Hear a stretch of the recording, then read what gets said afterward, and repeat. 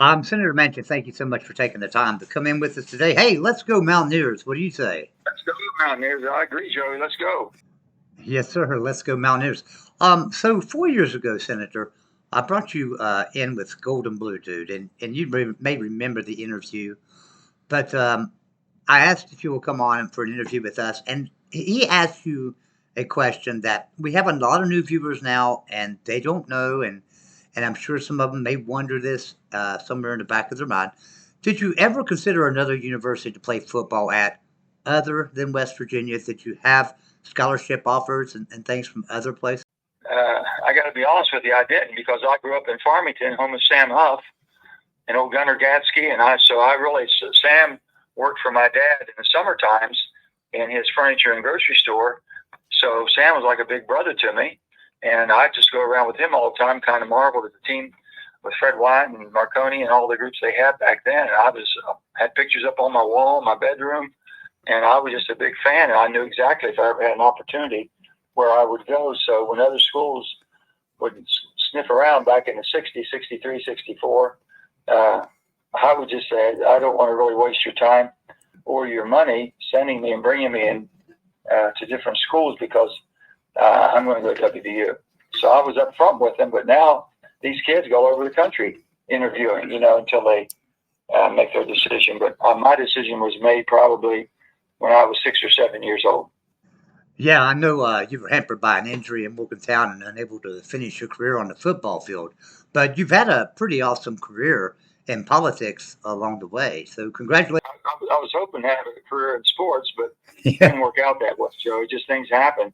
Had a good freshman year at WVU in the fall of '65. We had a good freshman club and group of guys I still keep in touch with. My roommate was Joe Pendry at the time, and we've been the best of friends. And we married girlfriends. My wife Gail and Sandy were both from Beckley, so we have a lot in common. We stay in touch, and of course Nick Saban, being from my home, I've known him since he was 4 years old, and I was 8 years old. But his dad was always involved in keeping all of us involved in sports, so we've kept that friendship for all these years, and I'm so proud of him. But there's a lot of tradition come out of my little coal camp. There is. There's a lot of tradition coming out of the entire state of West Virginia. When you looked at coaching, Fred Yost, Nick Saban, Jimbo Fisher, there's a lot of national championships associated with the state of West Virginia for a lot of schools around the country. How about John McKay from Shinston? Exactly. And I think, in my opinion, what makes them great coaches is the fact that they come from West Virginia and there's such great work ethic in West Virginia. When you're talking about the coal mines, things like that, people have a great work ethic.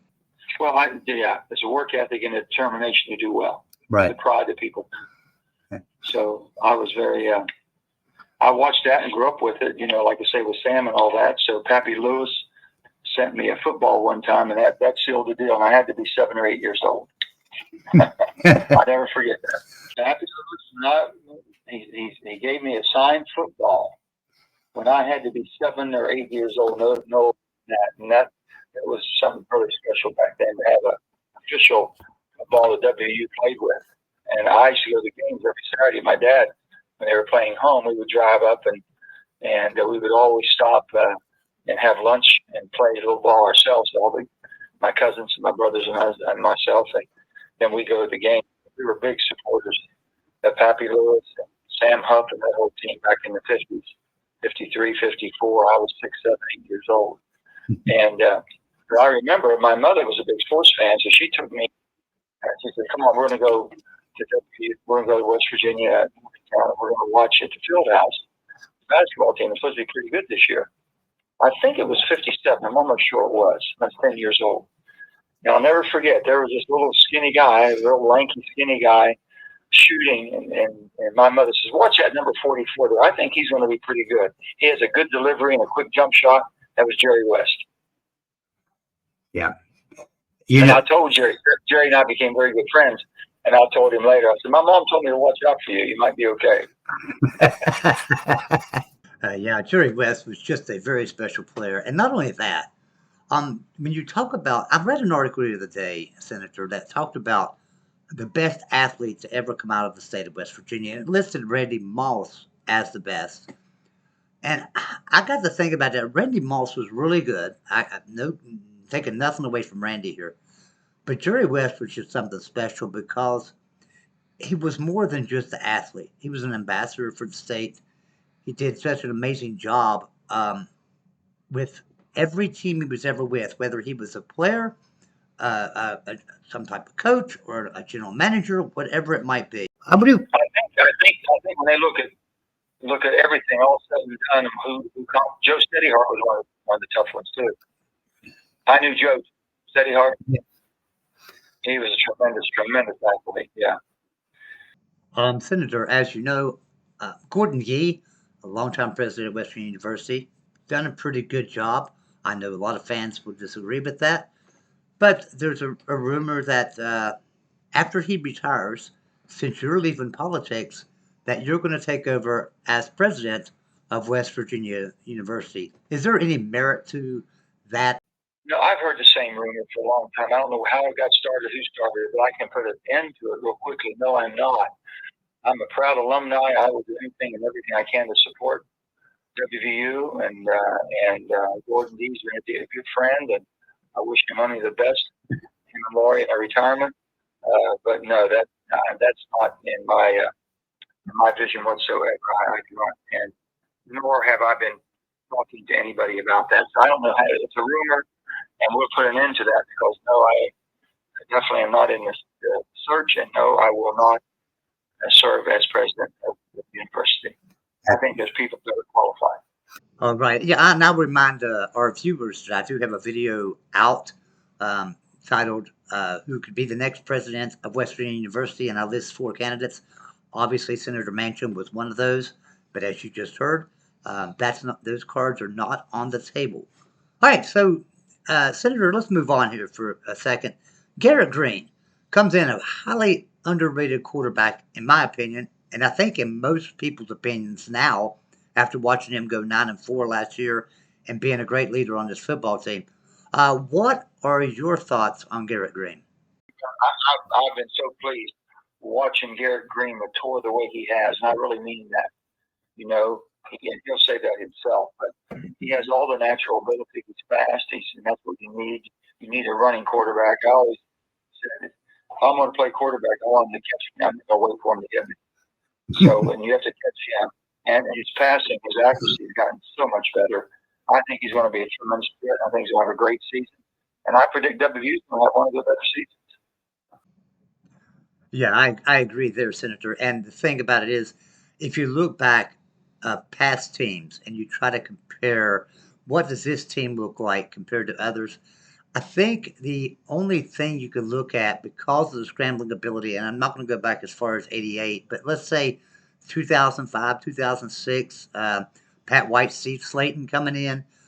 You have a scrambling quarterback in Pat White. You have a scrambling quarterback, Garrett Green. You have a great running back pair in C.J. Donaldson and Jaheim White, just like you had then with Owen Schmidt and Steve Slayton. So, what are your thoughts on that? I was coming at that time. I remember that extremely well. Yes. Those were some great young men that did a tremendous job representing our state and our university. Yes. As a matter of fact, Steve Slayton has a YouTube channel now. Does YouTube videos. So, I didn't know that. He sure does. Yes, and we also have some great guests that come on our show, such as Brian Joswiak, Eugene Napoleon, some other guys. But Brian Joswiak, amazing guy, done a lot for the West Virginia Children's Hospital. Hey, let me ask you a question. Did you make it up to the golf tournament this year with Brian? I did not, no. I did not. And Jeff Hospital does a tremendous job for our university at the Children's Center. He sure does. Got me involved in that a little bit, and I really appreciate it. We got so many quality people that are still connected to the state. They might live in different places. Some of them still live in West Virginia. Tom Kuser, my freshman, when I was there, freshman 65, we went in together. He's still been a dear friend. He lives up in Canada. It's just unbelievable to run into so many people that we became friends. We kind of grew up together and raised our families, and here we are. So let me ask you, how would you have liked to have had NIL back when you were a college athlete at West Virginia University? I think it's the worst thing that ever happened, but also now it was too much. We never had revenue back then. Coaches barely made enough money to live on.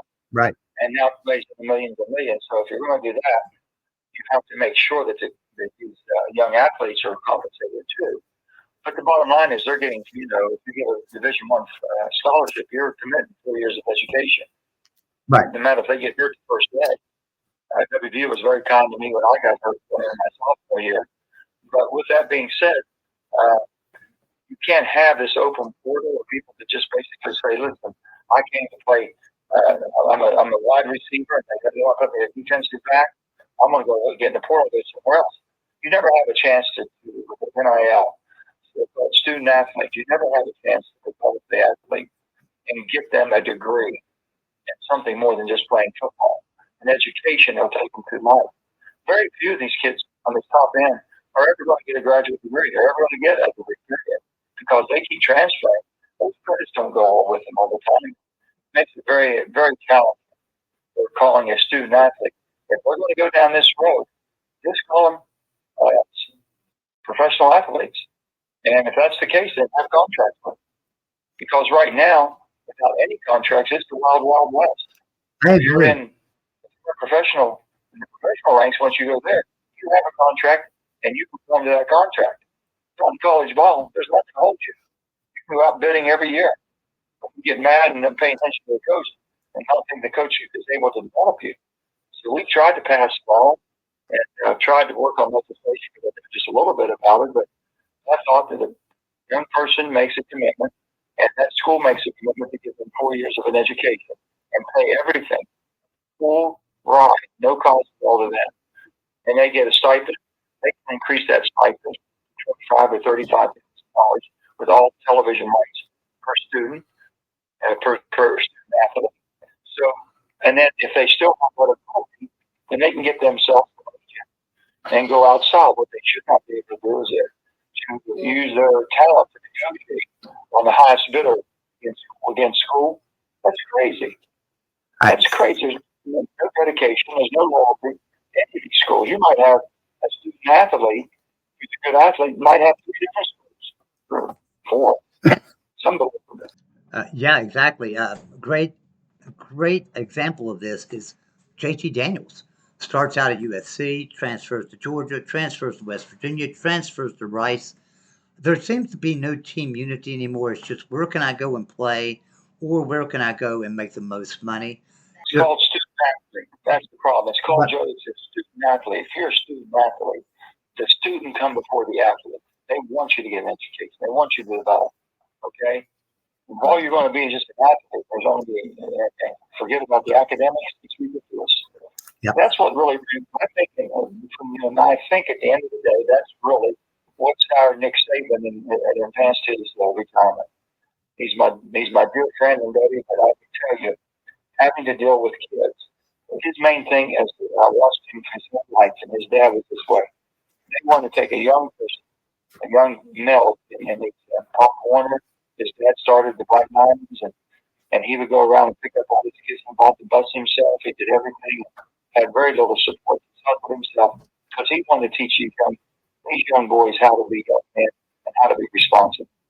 And he'd teach them in. Nick Saban was that way. He was always the best recruiter because he would tell a mother or a grandmother, listen, I can't guarantee you your child's going to make millions of dollars in a professional football league. But what I can guarantee you, a young boy of yours, and I'll give you back a man you're going to be proud of. That's what I'm going to do for you. Because there's no guarantee he's going to make a lot of money and play ball. Well, now, it can start as if he's out of high school. They can start giving him a lot of money just right freshman.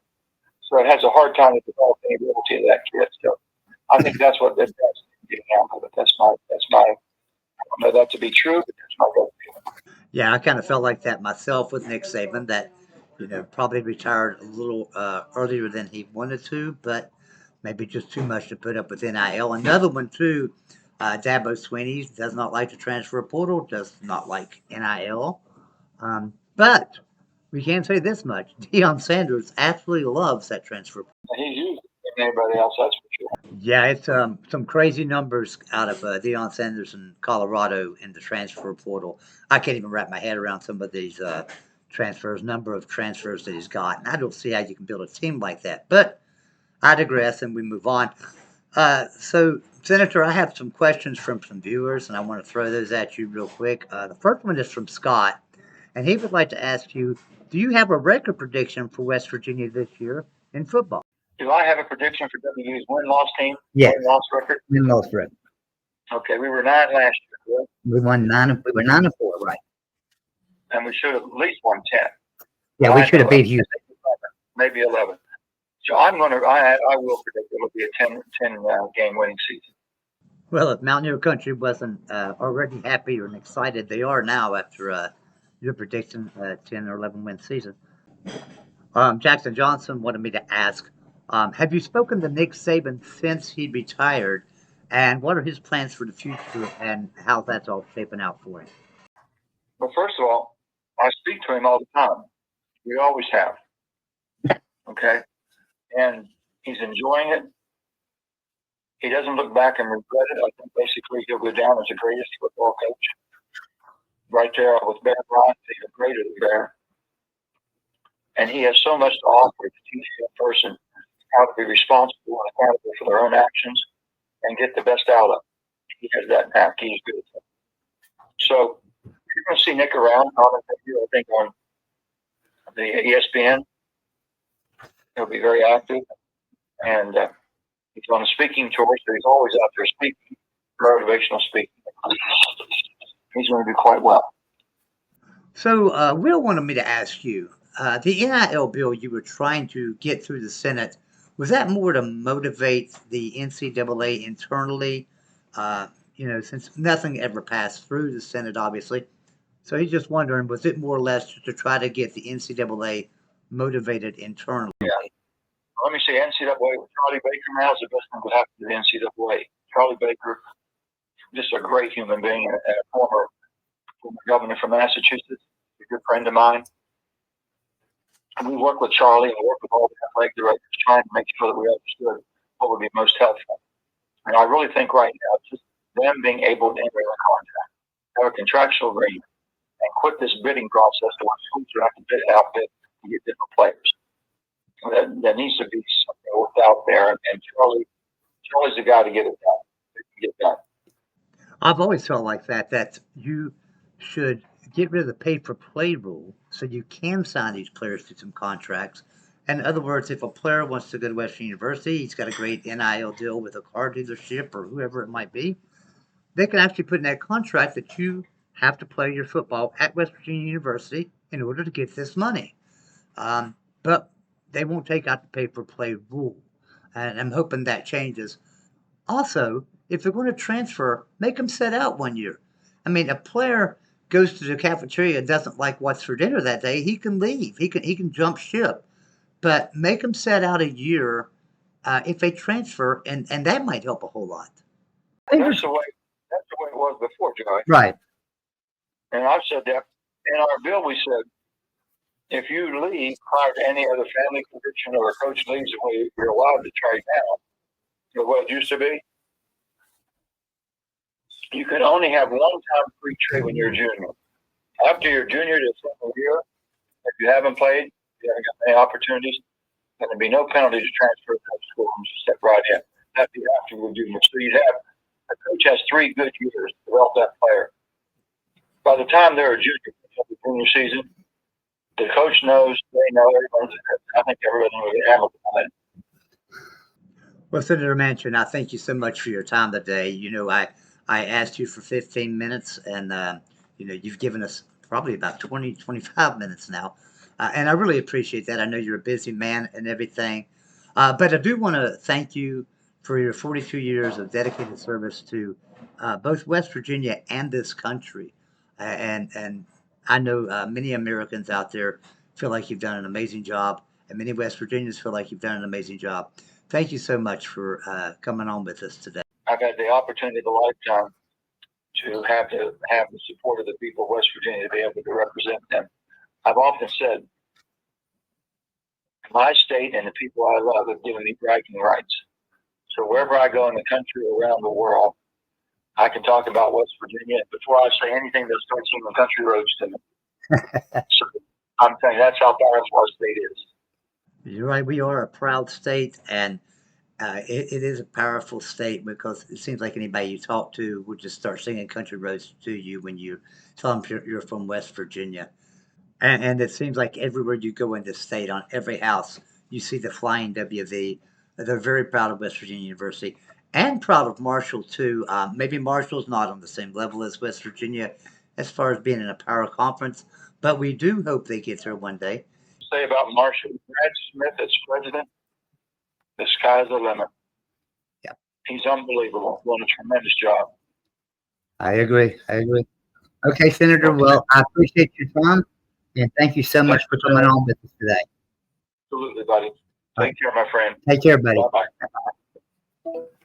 So there you have it, our interview with Senator Joe Manchin this year. We have that interview every single year. Be sure and tune in every year. So make sure you hit the like button, hit the subscribe button, and turn on your bell notification. That way you know when we have new videos come out.